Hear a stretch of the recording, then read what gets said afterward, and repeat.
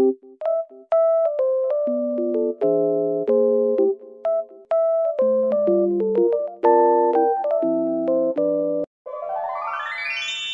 mga bata! Ang kwento natin ngayon ay tungkol kay Baby Kulot. Mga kaibigan, babasahin muna natin ang Bible verse bago tayo magsimula. Si Yahweh ay ating Diyos. Ito'y dapat na malaman. Tayo'y Kanyang lahat. Tayong lahat na nilalang. Lahat tayo'y bayan niya, kabilang sa Kanyang kawan. Mga Awit chapter 100 verse 3. Ito ay si Kulot.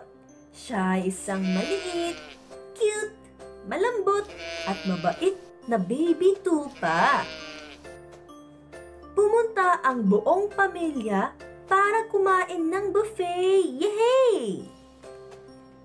Kasama din nila si Papa Pastol, paboritong tao ni Baby Tupa. Sabi ni Papa Pastol, Tara, punta na tayo sa kabila. Mas maraming damuhan doon.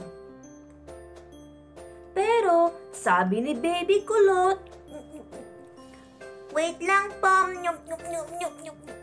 Uubusin ko muna po ito. Saglit lang po. Ang sarap. Masarap din dito. Dito din ang tamis. kumain pa rin siya habang umalis na ang iba. Napansin niya na wala at umalis na pala ang iba, kaya nagulat siya. Hala! Nasaan na kaya sila? Naiwan pala ako! Lumakad na siya para mahabol sila. Saan na kaya sila? Habang nakatingin sa likod, hindi niya nakita ang palumpong sa harap kaya naipit ang malambot na balahibo niya. Naging madilim at malamig ang gabi, kaya natakot si Baby Kulot. Sabi niya, Tatay Pastor! Tatay Pastor! Nandito po ako! Saan na po kayo? Hanapin niyo po ako dito!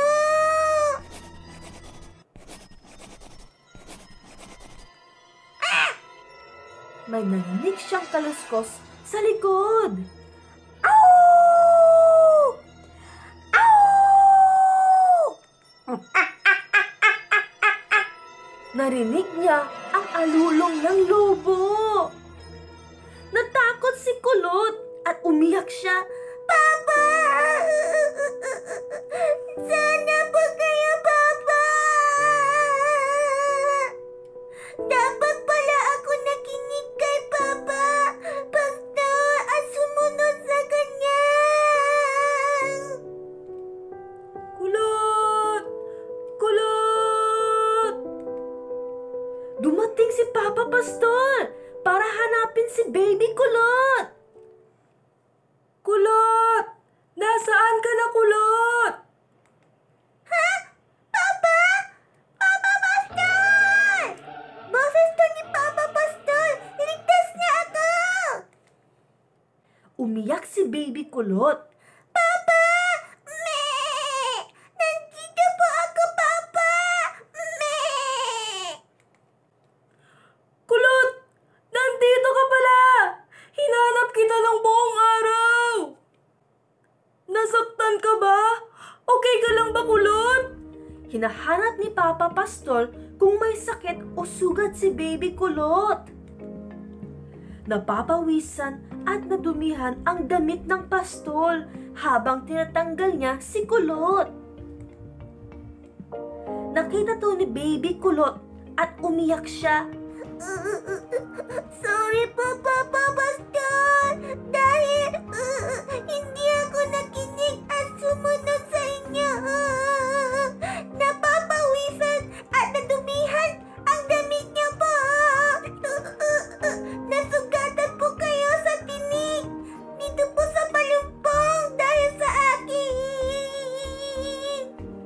Sabi ni Papa Pastol. Okay lang yan, Kulot. Kung hindi ka nasaktan at kung bumalik ka sa akin, masaya na ako. At umuwi na sina Papa Pastol at Kulot sa barangay. Sabi ng isang nanay, "Ay! Buti bumalik si Baby Curly!" Masaya ang buong barangay. Sabi ni Papa, Tara na! Magpista tayo sa amin! Maghahanda ako ng maraming pagkain dahil sobrang masaya ako na bumalik ang aking mahalagang tupa. masaya din si Baby Kulot. Ganito pala akong kamahal ni Tatay Pastol at ang buong barangay. Naramdaman at natutunan ni Kulot kung gaanong kamahal siya ni Papa Pastol.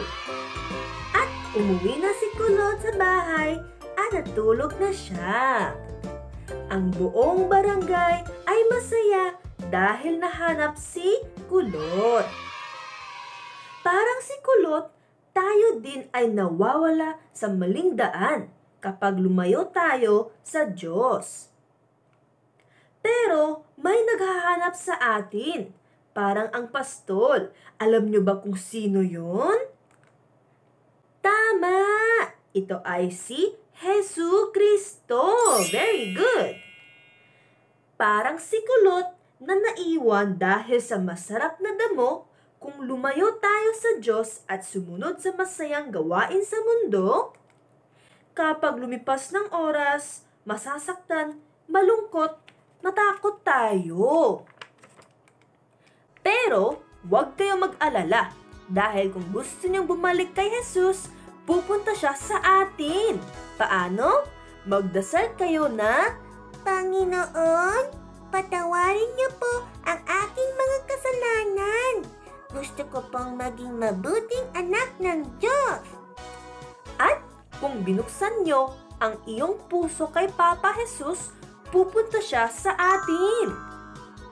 Kung may kapatid o kaibigan na ayaw sumimba, ikwento nyo ang pagmamahal ni Jesus sa kanila. At isama nyo sila sa simbahan at pagsamba. At huwag natin kalimutan na si Jesu Cristo ay ang pastol ng buhay natin. Babasahin natin ang Bible verse ulit. Si Yahweh ay ating Diyos. Ito'y dapat na malaman. Tayo'y Kanya, Kanyang lahat. Tayong lahat na nilalang. Lahat tayo'y bayan niya, kabilang sa Kanyang kawan. Mga Awit, chapter 100, verse 3. Amen!